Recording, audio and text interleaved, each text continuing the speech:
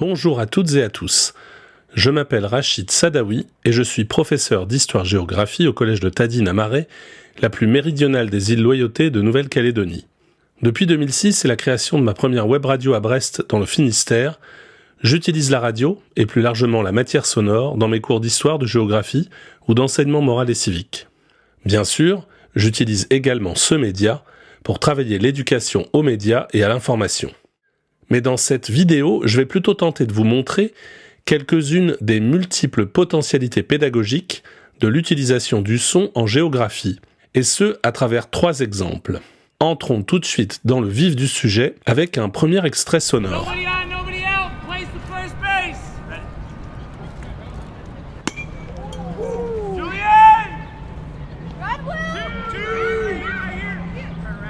Nous sommes à l'extérieur, en milieu urbain. On entend une voix d'homme, la rumeur de la ville, le bruit de la circulation automobile, des voix d'enfants. Ils sont apparemment anglophones. On entend aussi des sons secs, brefs, presque métalliques. Cet extrait constitue l'une des parties d'un paysage sonore que je fais écouter à mes élèves de 4e en cours de géographie. La consigne est la suivante: identifier le continent, le pays, la métropole de ce paysage sonore urbain. Pour cela, munissez-vous d'une feuille de papier, d'un crayon, et relevez les différents éléments sonores que vous entendez. Vous voulez tenter l'expérience ? Prenez de quoi écrire, et poursuivons avec un autre extrait de ce paysage sonore urbain.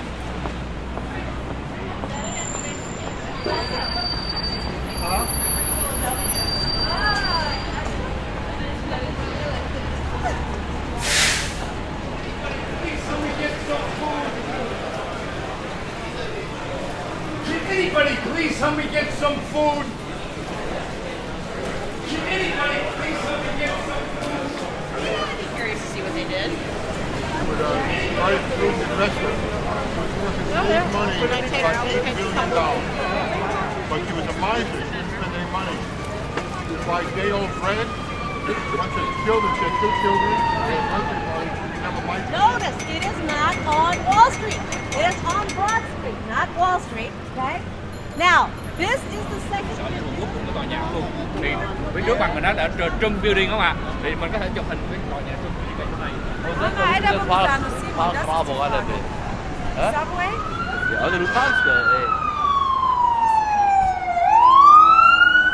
Avez-vous identifié ce lieu ? Nous sommes à New York. Je pars du cimetière de Trinity Church à Manhattan. On entend un bus qui marque un arrêt. En empruntant Wall Street, je croise parmi les cols blancs qui arpentent le trottoir un mendiant qui réclame à manger. Parvenu devant le siège de la bourse de New York, on entend différentes langues. Ce sont des groupes de touristes étrangers avec leurs guides. Enfin, on entend le son des sirènes de pompiers. Dans le premier extrait, j'étais à Central Park et assistais à un entraînement de baseball. Ces extraits servent d'amorce à mon cours de 4e sur les espaces et paysages des villes dans la mondialisation. Mon entrée n'est donc pas visuelle, mais sonore. Le concept de paysage sonore, soundscape en anglais, a été théorisé pour la première fois par le compositeur et acousticien canadien Raymond Murray Schafer dans les années 70. Dans son livre Le paysage sonore, le monde comme musique, réédité en 2010 aux éditions Wild Project. Dans son ouvrage, qui demeure une référence, le Canadien donne une définition simple du mot. Je cite, « Il vient de landscape, paysage. Le landscape est ni plus ni moins tout ce qui peut être vu, ainsi le soundscape est-il devenu tout ce qui peut être entendu. » Les travaux de Schafer sont une mine d'or pour décrypter les paysages sonores, pour apprendre à les écouter, à repérer différents plans, sonorités maîtresses, sons à valeur signalétique, marqueurs sonores. En cours de géographie, j'utilise cette méthodologie dans des séances d'écoute active qui focalisent l'attention des élèves. L'absence d'images crée paradoxalement des images mentales qui leur permettront d'appréhender ensuite des concepts, en l'occurrence géographiques. Pour en finir avec le paysage sonore, je renvoie à Radio Aporé, un site internet remarquable créé par le berlinois Udo Noll, qui compile des paysages sonores du monde entier. Voici par exemple un paysage sonore que j'ai réalisé en 2022 sur l'île aux Maîtres, au large de Nouméa. Un site touristique où cohabitent durant une grande partie de l'année les touristes et des oiseaux très particuliers, les puffins du Pacifique. Entre les mois d'octobre et de juin, durant toute la nuit, on peut entendre à proximité des bungalows des touristes leurs cris singuliers qui ressemblent à des fantômes ou à des cris de bébés.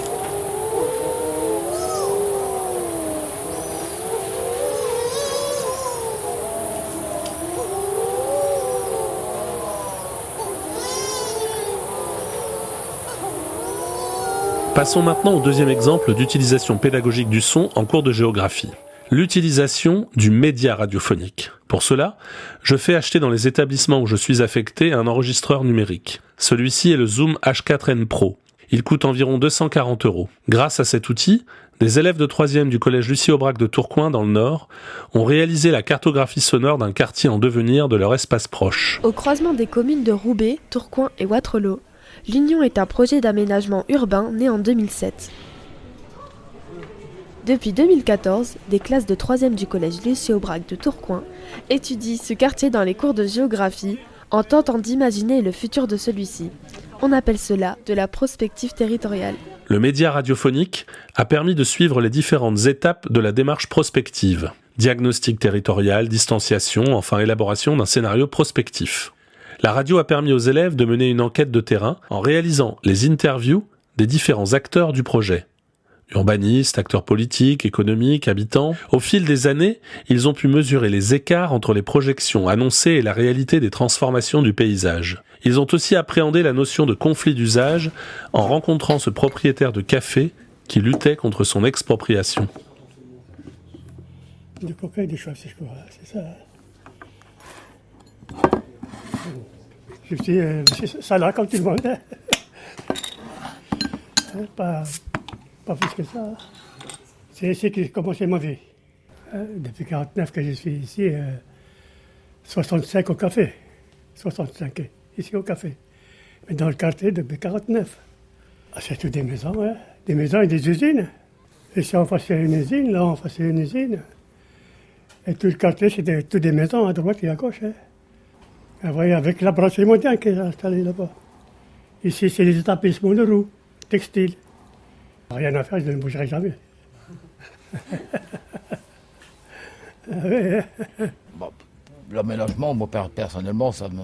Ce projet de cartographie sonore a servi de fil conducteur pour aborder différents thèmes du programme de géographie de 3e, comme celui de l'aménagement du territoire. L'utilisation du média radiophonique a donné du sens aux apprentissages. Les élèves réalisaient eux-mêmes les reportages qui étaient ensuite réexploités en classe. Ce projet était par ailleurs interdisciplinaire. En plus de la géographie, il mobilisait le professeur documentaliste et le professeur de technologie. Grâce à un partenariat avec des ingénieurs pédagogiques de l'École normale supérieure de Lyon, ces derniers ont modélisé en 3 dimensions 2 hectares de l'écoquartier. Les élèves ont ensuite modélisé leur scénario géographique prospectif en cours de technologie avec le logiciel SketchUp. L'outil radio a permis de faire vivre aux élèves une triple expérience sociale, spatiale et politique, ce qui redonne ainsi des finalités civiques à l'enseignement de la géographie. Permettez-moi de revenir sur l'île de Marais, où j'enseigne, pour aborder le dernier exemple de l'intérêt de passer par le son et la radio pour faire de la géographie. En Nouvelle-Calédonie, se pose peut-être plus encore que dans l'Hexagone la question de l'intégration et de la mise en valeur de l'expérience des élèves dans les apprentissages. Je précise, pour contextualiser, qu'en histoire-géographie, les programmes sont très majoritairement ceux de l'Hexagone. En histoire, au collège, seuls 1 ou 2 thèmes par an abordent véritablement le contexte calédonien. En revanche, il est plus facile d'intégrer l'espace proche des élèves et donc leur environnement culturel avec les programmes de géographie. Durant l'année scolaire 2021, qui en Nouvelle-Calédonie va de février à décembre, le projet Tadimari était un projet interdisciplinaire entre 2 classes de 6e du collège de Tadine à Marais et du collège Mariotti à Nouméa. Avec Anne-Constance Gousseau, ma collègue de Mariotti, nous avons proposé à nos élèves de travailler en amont, en cours de géographie, leur manière d'habiter leur espace proche. Les collégiens ont réalisé des cartes postales sonores intitulées « Habiter à Marais ». Une carte postale sonore de la classe de 6e 1 du collège de Tadine. Les productions réalisées à Marais ont permis de mettre en avant des marqueurs culturels forts de l'île, comme la culture de l'igname, les chants traditionnels et bien sûr la langue vernaculaire de Marais, le Nengone. Autre exemple, lorsque les élèves de Nouméa sont venus à Marais, les élèves de Tadine ont réalisé un reportage lors d'un des moments forts de la rencontre, la préparation d'un bounia, plat traditionnel à base d'igname, de poisson ou de viande cuit avec du lait de coco dans des feuilles de bananier que l'on entoure de pierres chaudes et qu'on recouvre de terre. 6 bougnats. Moi, c'est Regina, une maman d'un 6e. Et là, on est avec tous les parents, tous les élèves de Mariotti et puis nos enfants, les élèves de 6e. Et dans les feuilles de bananier qu'on a préparées, on va pouvoir disposer dedans les ignames avec les oignons verts que les parents ils ont amenés. Et voilà, faire cuire peut-être pendant 1h30, 2 heures pour le repas de midi. C'est pour ça que je le fais. Là, on est en train de remonter la terre, comme il a bien plu il y a 2 jours. Goyenner Jimmy, professeur documentaliste au collège de Tadine. Et puis, en fait, c'est pour faciliter tout à l'heure, quand on va recouvrir le bougnat, pour la cuisson à l'étouffée. Pour faciliter un peu le travail qu'on va faire tout à l'heure. Et puis là, le papa, il est en train de faire chauffer le caillou qui va permettre de supporter les 6 bougnats qu'on va faire cuire tout à l'heure. À travers ces 3 exemples de pratiques pédagogiques, le paysage sonore, la cartographie sonore ou l'intégration de l'environnement culturel des élèves dans les cours, j'ai tenté de vous montrer comment le média radiophonique, et plus largement le recours à la matière sonore, favorisait la transmission des savoirs géographiques en faisant vivre aux élèves des expériences sensibles qui les rendent davantage acteurs de leurs apprentissages. Si vous souhaitez davantage d'informations, vous pouvez aller écouter les productions d'élèves en allant sur le site de la web radio du collège de Tadine, La Ponicotte. Je vous remercie pour votre écoute et je vous propose de terminer par un chant traditionnel de la tribu de Wabao, enregistré il y a 1 an dans le temple de Tsénéité sur l'île de Marais. Merci à vous et vive la radio!